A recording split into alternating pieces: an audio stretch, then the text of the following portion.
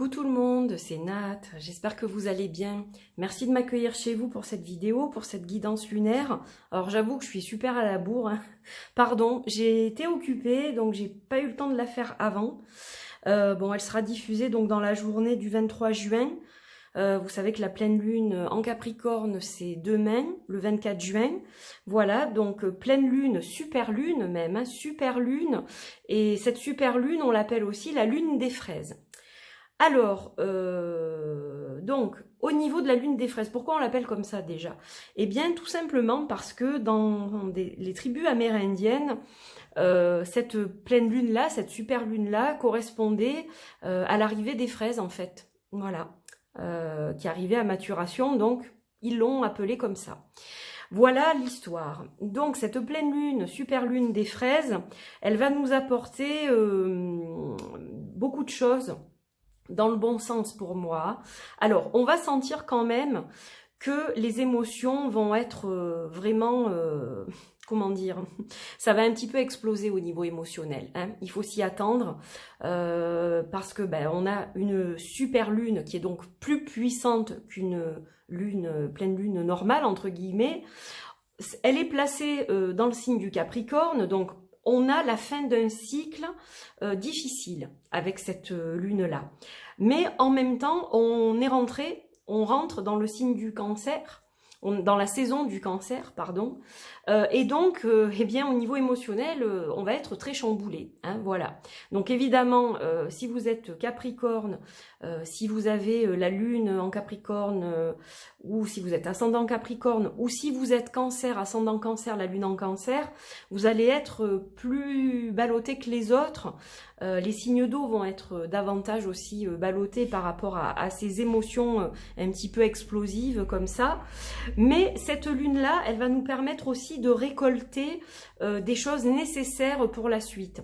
On va être dans la motivation, on va être dans l'ambition, on va être dans la détermination avec le Capricorne. Et c'est ça, je pense qu'il faut retenir et cultiver pour la prochaine lunaison. Alors aujourd'hui, j'ai envie de travailler avec le Radiant Wise Spirit Tarot, donc qui est un Rider-Waite. Voilà. Les cartes qui sont ici donc sont extraites d'un jeu qui s'appelle Moonology Oracle Card. Donc ça, c'est la super lune. Vous voyez, Emotions are running high. Donc voilà, les émotions sont au plus haut. Et avec la pleine lune en Capricorne, la fin d'un cycle difficile approche. Donc ça, c'est une bonne chose, on va les remettre ici. Donc le Moonology, c'est celui-ci. D'ailleurs, je crois qu'il existe en français. C'est un jeu de Yasmine Bolland avec de magnifiques illustrations de Nyx Rowan. On va aussi utiliser le Singular Magic Oracle. Alors, les précommandes s'arrêtent demain, hein. Demain à minuit, vous n'aurez plus la possibilité d'acquérir ce jeu. Voilà, donc si vous le voulez, c'est le moment ou jamais, parce qu'après, le 24 juin à minuit, vous ne pourrez plus. Et il ne sera pas réédité. Voilà, j'ai pas fait de vlog update, mais je vais en préparer un assez court pour expliquer certaines choses concernant mes projets, justement. On utilisera aussi les paroles arc-en-ciel que vous commencez à connaître. Alors, il m'en reste très peu, hein. Donc là, c'est pareil. Là, je l'ai en stock, hein, par contre, celui-ci. Mais je n'en ai plus beaucoup. Donc, si vous êtes intéressés, il faut aller assez vite.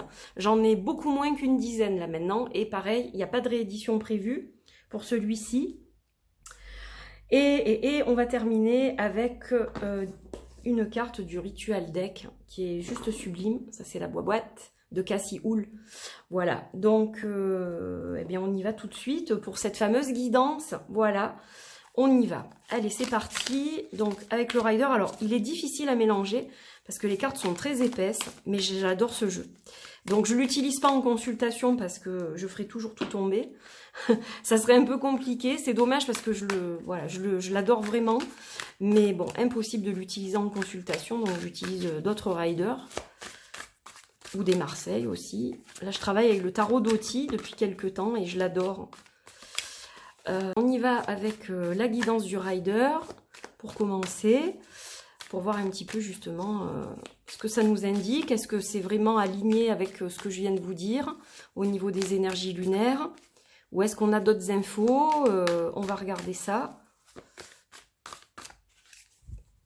Allez, on va couper, on va regarder le dos de deck, qui est le roi des épées. Alors là, on est quand même dans la réflexion. On est dans la réflexion. Le roi des épées, vous voyez qu'il tient son épée droite, tournée vers le ciel, en fait. Hein. Donc, il dirige ses idées, en fait, de la bonne façon.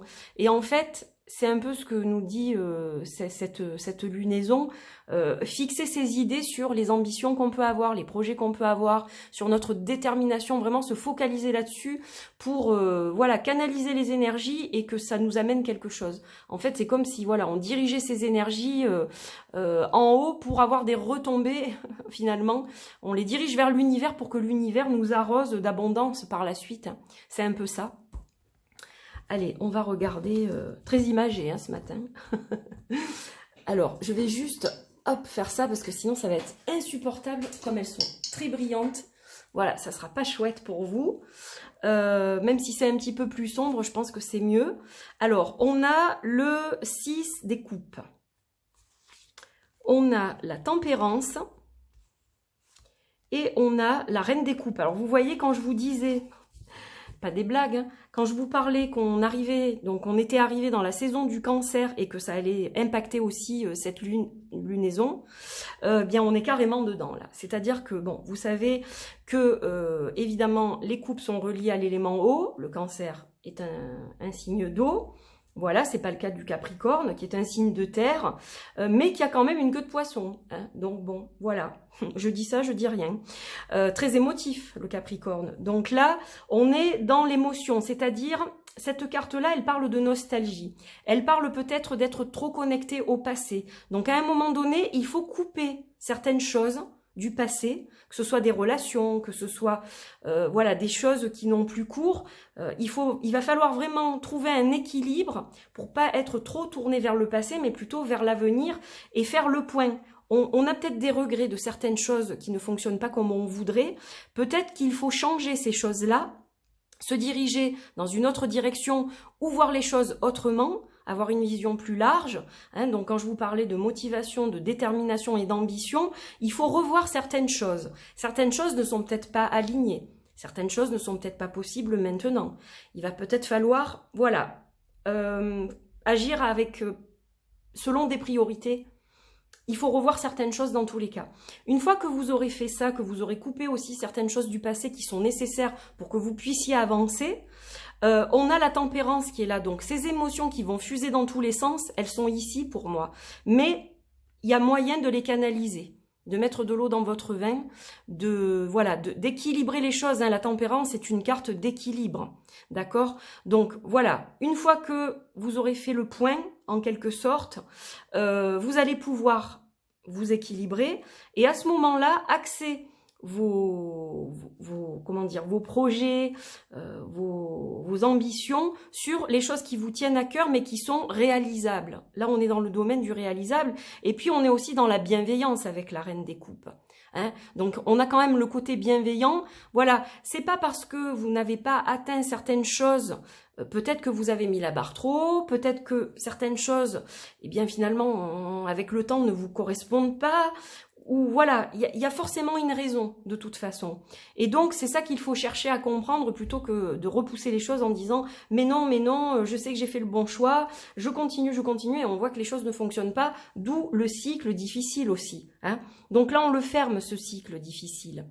On le ferme, on se concentre sur ce qu'on doit conserver, ce qu'on doit revoir, la mise au point un peu.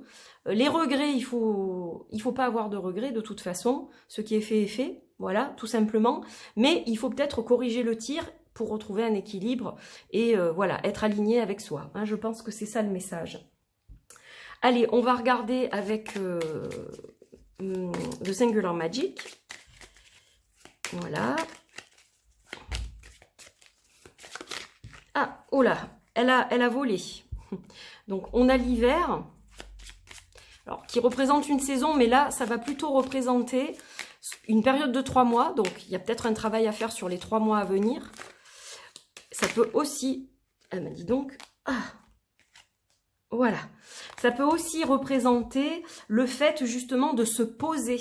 Là, on vous demande de vous poser, de vous forcer à prendre du recul. hein, par rapport à des événements qui ont eu lieu ou des relations que vous avez pu avoir et qui finalement ne tiennent plus la route. Revoir, comme je vous disais, vos projets, vos objectifs, ce que vous voulez réaliser, ce qui est réalisable, ce qui l'est pas. Donc, on est dans la pause avec l'hiver. Pour moi, on est vraiment dans le break, là. Et on a la connexion. Donc, vous reconnectez à votre moi profond.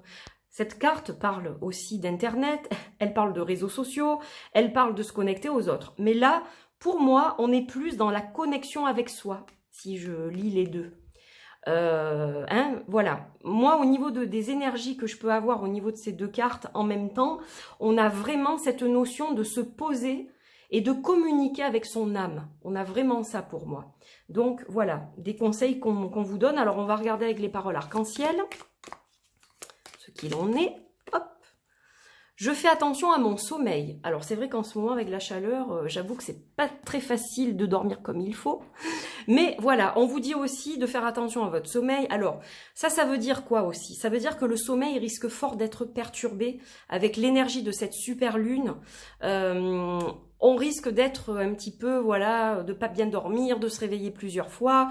Donc, essayez justement de vous coucher peut-être plus tôt, de faire attention à ce que vous allez manger ce soir-là, que ce soit pas trop lourd à digérer, etc. pour mettre toutes les conditions en fait de votre côté pour que votre sommeil soit le plus paisible possible, étant donné qu'il risque d'être fort perturbé justement. Voilà, on va la mettre ici, juste à côté de l'autre, du Capricorne. Je vous reparlerai de ces cartes-là, j'ai pas oublié, j'ai plein de choses à vous dire, je ferai promis, je vous ferai un point cet été sur plein de petites choses parce que je sais que vous attendez et que c'est compliqué de ne pas avoir les infos, mais je ne vous ai pas oublié. Voilà. Allez, on va terminer avec le ritual deck. Carte de rituel. Allez, on va couper. Moi, je dis que c'est celle-ci. Et on a le chaudron. Alors, le chaudron qui est relié à la matrice, voilà, qui représente pour moi l'utérus. Donc, on est dans la naissance, on est dans la transformation. Alors, pas dans la naissance réellement, plus dans la conception, dans l'alchimie, dans la transmutation, dans le cycle. On est plus dans ce domaine-là. Et ensuite, on donne naissance à quelque chose ou à quelqu'un, à un projet ou à un enfant. Mais dans un premier temps, comment dire, ça mijote dans le chaudron. Voilà, donc le chaudron, c'est comme un peu le ventre de la mer. On est dans l'utérus, dans le ventre de la mer. Donc là, on va être dans la conception. C'est un outil magique qui nous dit que justement, on a des choses à concocter et qu'il va falloir se axer dessus. Donc évidemment, on est lié à la triple lune, au cycle, avec la triple déesse. On a l'élémentaire, évidemment. On a le chakra sacré aussi, qui nous parle de création. Donc voilà, là on vous parle de création. On a la fin de ce cycle difficile. On a ces énergies qui vont nous pousser à la mise au point pour se recadrer, pour se réaligner correctement avec notre cœur, avec notre âme, pour des choses qui sont pour notre bien aussi, que ce soit des personnes ou un travail, ou voilà, ça peut être dans n'importe quel domaine. Mais voilà, ça va concocter dans ce chaudron. Et l'hiver, donc cette période de 3 mois, elle peut nous parler aussi de quelque chose qui mijote pendant tout ce temps-là, pour donner dans 3 mois quelque chose de beau.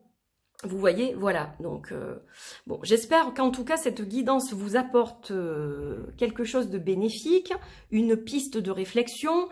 Je vous souhaite de beaux rituels si vous faites des rituels de pleine lune. Et puis demain, vous savez que on fête la naissance de Saint Jean-Baptiste, donc la Saint-Jean. La Saint-Jean, c'est les feux de la Saint-Jean. Qu'est-ce que c'est? On brûle ce qui n'a plus lieu d'être pour un renouveau. C'est comme un peu le phénix qui renaît de ses cendres. Chez les Celtes aussi, c'est la fête du renouveau. Donc voilà, je vous souhaite de belles festivités. Quelles que soient vos croyances et vos pratiques. Et je vous dis à très vite pour d'autres guidances, pour d'autres vidéos. Je vous embrasse très très fort. Merci encore de soutenir cette chaîne. Merci d'être de plus en plus nombreux à vous abonner. Voilà, ça me fait plaisir de voir que j'ai toujours de nouvelles personnes qui s'abonnent, de nouvelles personnes qui m'envoient des petits messages en disant voilà, je viens de te découvrir, de vous découvrir. Donc ça fait toujours plaisir. Donc si vous n'êtes pas abonné, c'est le moment. Voilà. Vous pouvez évidemment partager cette guidance, vous pouvez liker, vous pouvez commenter. Voilà, ça fait toujours plaisir évidemment. Et puis je vous dis à très très vite pour de nouvelles vidéos. Portez-vous bien, je vous embrasse. Bye bye.